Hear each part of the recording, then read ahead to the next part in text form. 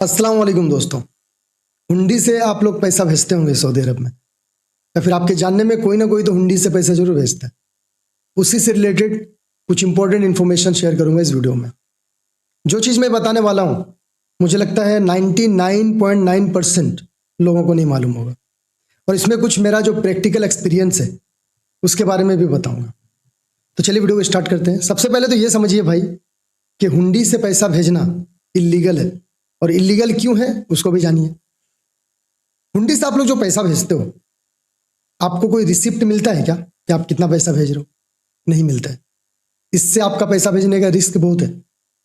जो बंदे से आप भिजवा रहे हो वो अगर मुकर गया या उसका एक्सीडेंट हो गया, खुदा ना करे वो मर गया, समझिए हयात मौत का कोई भरोसा नहीं। अगर वो मर गया तो क्या आप कहाँ पे जाके क्लेम करोगे कि आपने उसको कल रात में पैसा दिया? नहीं क्लेम कर सकते हो ना, कोई रिसिप्ट नहीं मिलता है। तो ये एक रिस्क। ये सब चीज़ को लोग हल्के में ले लेते हैं, लेकिन हो सकता है भाई, इसको भी 1% मान के चलो, ऐसा भी हो सकता है किस्मत खराब रहे तो। इस वजह से इलीगल है, क्योंकि वो लोग कोई रजिस्टर्ड ऑफिस वाले नहीं है। दूसरा, गवर्नमेंट के साथ में उनका कोई टाइप वगैरह नहीं है कि हाँ वो लोग पैसा भेज रहे हैं, जैसे फौरी का रहता है, इंचार्ज का रहता है, बाकी मनी एक्सचेंज कंपनी का रहता है, ऐसा उनका कुछ नहीं है, इसलिए वो इलीगल हुए। अच्छा, हुंडी वालों को जो पैसा आप देते हो भाई, उसके बदले में इंडिया से आपको किसी से यूपीआई करवा देता है, या कभी आपके अकाउंट में एटीएम से डिपॉजिट होता है ना। आप लोग जानते हो कि वो पैसा कहाँ से आ रहा है, कौन जमा कर रहा है। ब्लैक मनी भी हो सकता हो सकता है कोई वो डाकू चोर क्रिमिनल हो, वो लोग आपके अकाउंट में पैसा भेज रहे हैं। और ऐसा कई बार हुआ है, इसलिए मैं ये वीडियो बना रहा हूँ खास करके। ठीक है, ये बात माइंड में रखिएगा। बहुत बार क्या होता है, हुंडी के द्वारा भेजा गया पैसा, फ्रॉड किया हुआ पैसा, ब्लैक मनी भी होता है। ये भी एक रीजन है इलीगल होने का। अच्छा, हुंडी से आप भेज रहे हो भाई, अकाउंट में अगर आपका पैसा आया तो बाद में वो बैंक आपका काट भी सकती है। क्या ये चीज मालूम है आपको? नहीं मालूम है ना? आइए आप डिटेल में जानते हैं।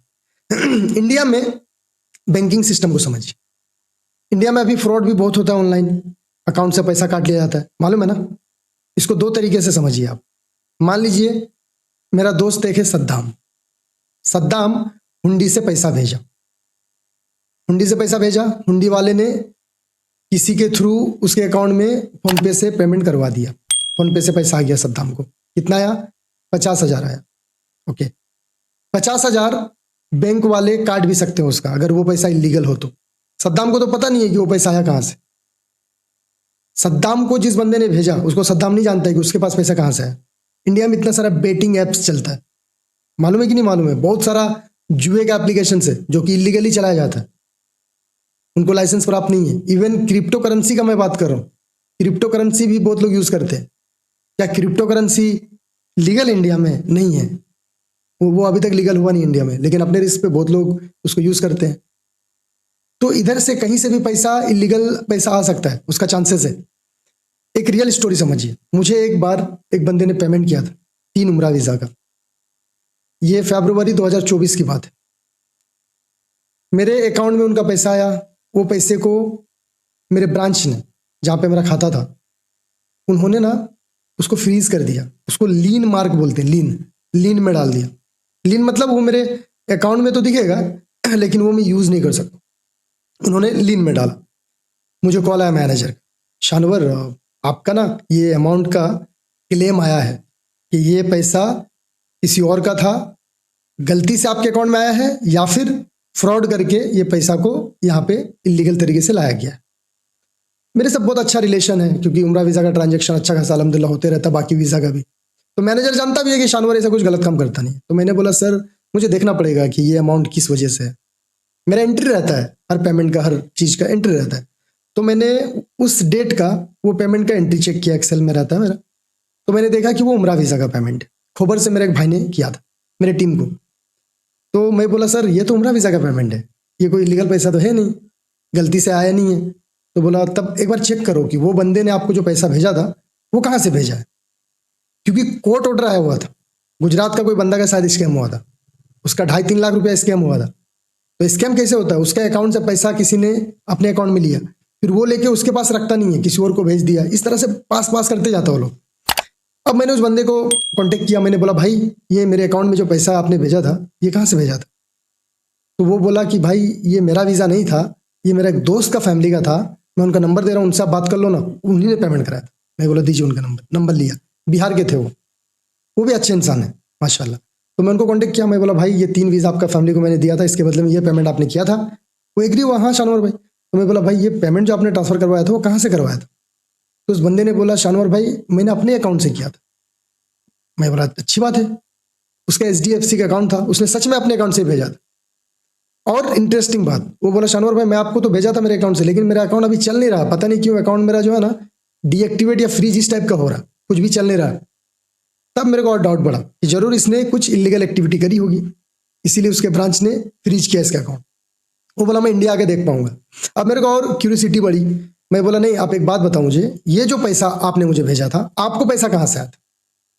उस बंदे ने मुझे बोला कि शानवर भाई मैं क्रिप्टो करेंसी यूज करता हूँ, तो वहीं से विड्रॉल किया था और उसको कोई गुरकिरत नाम का बंदा ने पैसा भेजा था।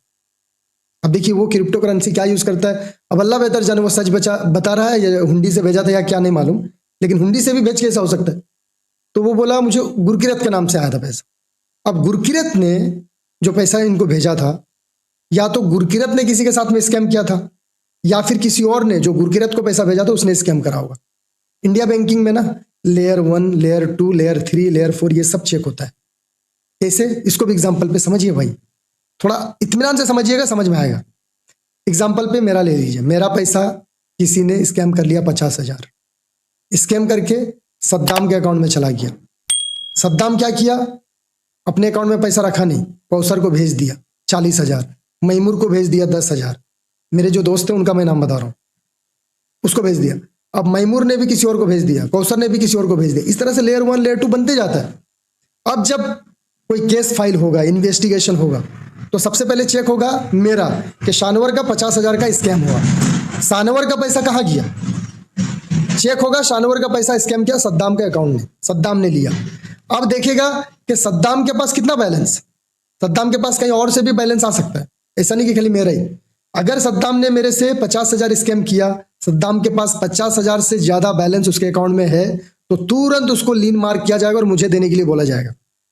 अगर मैं सब चीज जस्टिफाई कर पाऊंगा कि हाँ मेरा पैसा उसने स्कैम किया है, तो नहीं तो वो लीन में रहेगा। मैं उसकी बात बोल रहा हूं। अगर मान लीजिए सद्दाम के पास 50,000 से कम अमाउंट है, 5,000 खाली बचा है, बाकी सब पैसा इधर उधर भेज दिया, तब क्या होगा, सद्दाम के लपेटे में वो सारे अकाउंट भी आएंगे जिसको जिसको सद्दाम ने पैसा भेजा है मुझे दिलाने के लिए।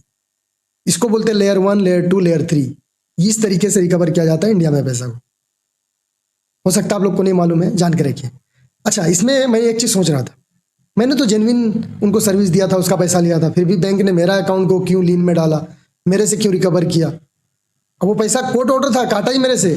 मेरा किस्मत अच्छा था अल्हम्दुलिल्लाह कि वो भाई ईमानदार था, उस बंदे ने मुझे पैसा दे दिया। अब मैं उनको बोला भाई आप लड़िए क्रिप्टो करेंसी से कि कहाँ से पैसा आया था, क्या था, नहीं था, मेरे को ये सबका झमेला में नहीं पड़ना है। मेरे पास देखो कोर्ट ऑर्डर है आपके अमाउंट के लिए, आप मुझे दीजिए। अगर आप मुझे नहीं दोगे तो काउंटर में मुझे भी एक FIR करना पड़ेगा कि मैंने इनको वीज़ा का सर्विस दिया था, इसका पेमेंट था और ज़बरदस्ती मेरे से फ्रॉड बोल के लिया जा रहा है। तो लास्ट में उन्हीं को दिक्कत होता। तो उस बंदे ने समझा सब चीज़ को, पैसा मुझे दे दिया, मैटर क्लोज हो गया। तो इस तरीके का रिस्क होता है हुंडी में। हुंडी से पैसा भेजने से जो जो मैंने बताया वो सब होता है। इलीगल पैसा ज़्यादातर चांस रहता है आपके खाते में आएगा, फिर बाद में दिक्कत होगा, कुछ भी नहीं कर पाओगे। तो इस वीडियो में इतना ही।